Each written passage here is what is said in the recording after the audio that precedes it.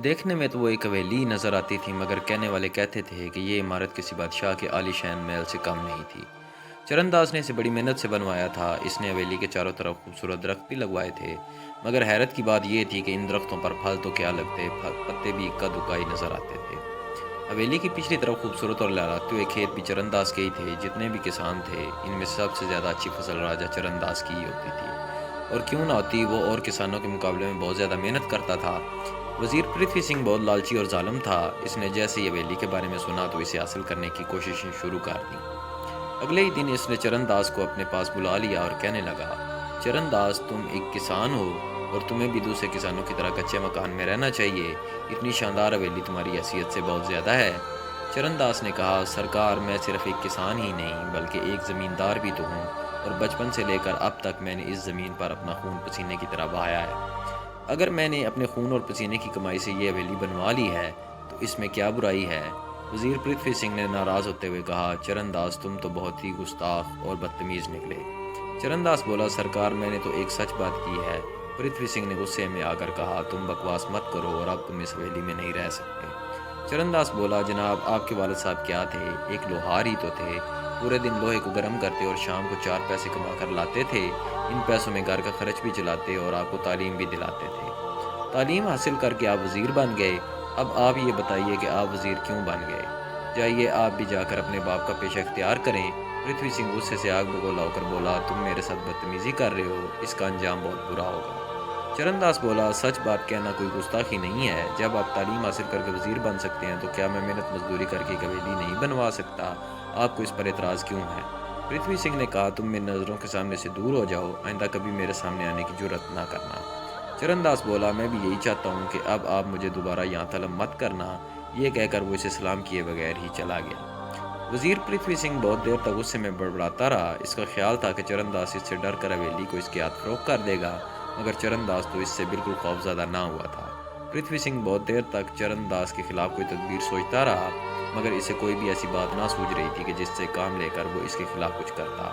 बहुत दिन गुजर गए। एक दिन कोतवाल ने इसे खबर दी कि शहर से बाहर एक राहगीर को किसी ने कत्ल कर दिया है और इसकी लाश झाड़ियों में पड़ी है। इस खबर ने पृथ्वी सिंह को एक नई तदबीर सोचने पर मजबूर कर दिया, और इसे यूं महसूस होने लगा कि जैसे इसके जिस्म में ज़िंदगी की एक नई लहर दौड़ गई हो। इसने कोतवाल से कहा कि तुम इस लाश को उठवाकर फ़ौरन चरणदास के खेत में डलवा दो और एक खंजर भी इसके पास ही रख देना। फिर इसने कोतवाल के कान में सरगोशी करते हुए कहा, मैं तुम्हें इनाम इकराम तो दूंगा ही, इसके अलावा तुम्हारी तरक्की भी कर दूंगा। कोतवाल ने इसे सलाम किया और खुशी खुशी वहाँ से चला गया। इसने जाते ही वो सब कुछ कर दिया जो इसे पृथ्वी सिंह ने कहा था। इधर चरणदास जैसे ही खेत में दाखिल हुआ, इसे एक लाश नजर आई। वो परेशान हो गया और सोचने लगा कि किस बेरहम आदमी ने इसे यहाँ पर कत्ल कर दिया है। अभी वो कुछ सोचने भी ना पाया था कि सिपाहियों ने इसे आकर घेर लिया और दरबार में ले जाकर राजा साहब के पास हाजिर हो गए। राजा ने जब सुना कि चरणदास ने एक शख्स को कत्ल कर दिया है, तो इसने वजीर पृथ्वी सिंह को हुक्म दिया कि लाश को भी यहाँ लाने का इंतजाम किया जाए। वजीर की वापसी तक चरणदास राजा के सामने अपनी बेगुनाही का रोना रोता रहा, लेकिन राजा ने इसकी एक ना सुनी, क्योंकि सिपाहियों ने राजा से कह दिया था कि जब वो वहाँ पहुंचे तो चरणदास लाश को छुपाने की कोशिश कर रहा था। चरणदास ने राजा को अपनी बेगुनाही का यकीन दिलाने की बहुत कोशिश की, मगर सिपाहियों के बयान ने इसकी बेगुनाही के तमाम मौके ख़त्म कर दिए थे। राजा ने हुक्म दिया कि चरणदास को फांसी पर लटका दिया जाए और इसकी हवेली और दूसरी तमाम जायदाद बेचकर इसकी रकम कत्ल होने वाले आदमी के वारसों को दे दी जाए।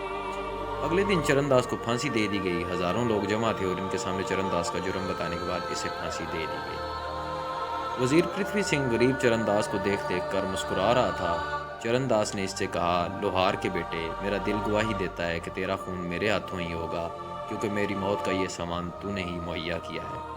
पृथ्वी सिंह ने इसे कोई जवाब ना दिया और इसके इशारे पर जिल्लाद ने इसे फांसी दे दी। राजा के हुक्म पर चरणदास की जमीन जायदाद नीलाम कर दी गई। नीलामी के वक्त पृथ्वी सिंह भी वहाँ मौजूद था। इसने भी बोली लगाई और इससे ज़्यादा बोली लगाने की किसी में हिम्मत ना थी। इसने कम रकम में वो हवेली और सारी जायदाद खरीदी। पृथ्वी सिंह ने हवेली में कदम रखा तो इसकी आंखें खुल गईं। हवेली में ऐसी ऐसी चीज़ें थीं जो इसके वहम गुमान में भी नहीं थीं। पृथ्वी सिंह ने इस हवेली में राजा की दावत करने का इरादा कर लिया। इसने हवेली की खूब सफाई सुथराई की, इसे बेहतरीन तरीके से सजाया गया और फिर राजा और इसके तमाम दूसरे वजीरों की दावत कर डाली। राजा के रास्ते में फूल बिखरे पड़े थे। सारे मुलाजिम अदब से राजा के इस्तकबाल के लिए खड़े थे। सबसे पहले राजा के वजीर आए और आखिर में राजा खुद पहुंचा। राजा को हीरा लाल कहीं भी नजर न आया। ये देखकर इसे खासा गुस्सा आया। इसने मुलाजमों से पृथ्वी सिंह के मुतालिक पूछा तो एक मुलाजिम ने हाथ जोड़कर कहा वो पूजा वाले कमरे में भगवान की पूजा कर रहे हैं।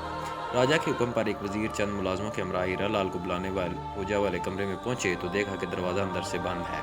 सामने दरवाज़ा खटखटाया, आवाज़ें भी दी मगर अंदर से कोई जवाब ना आया। राजा को पता चला तो इसने दरवाज़ा तोड़ने का हुक्म दिया। दरवाज़ा तोड़ने के बाद सबसे पहले राजा इस कमरे में दाखिल हुआ।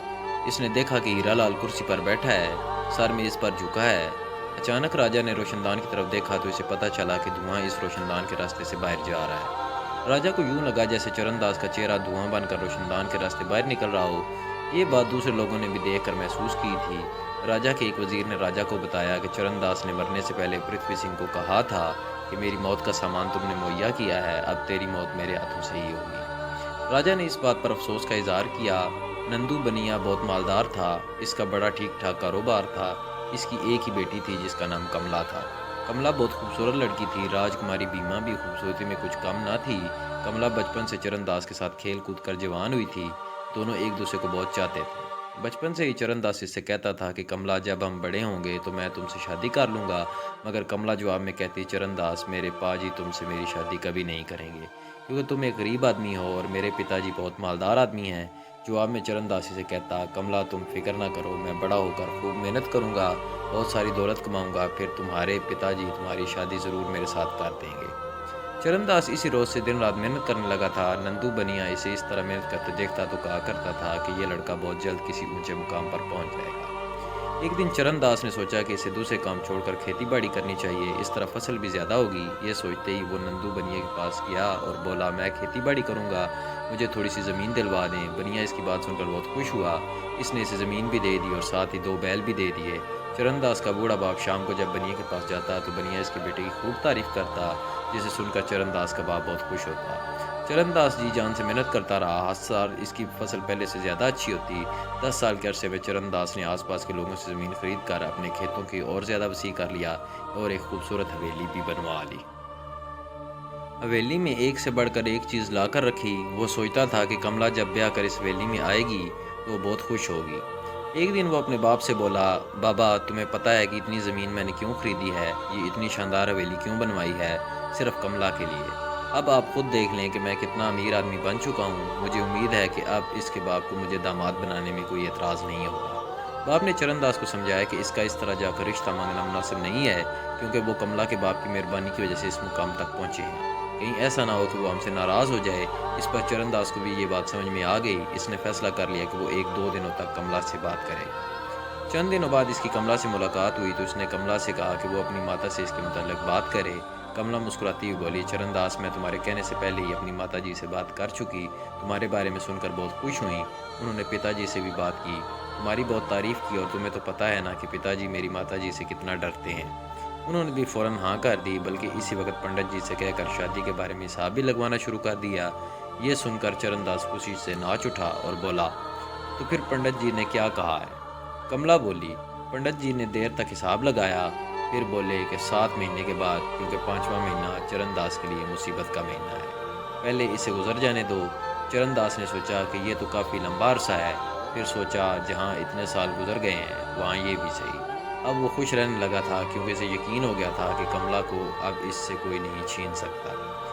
वो शिद्दत के साथ 7वें महीने का इंतज़ार करने लगा, मगर 5वां महीना शुरू हुआ तो पृथ्वी सिंह ने साजिश करके इसे फांसी पर चढ़ा दिया।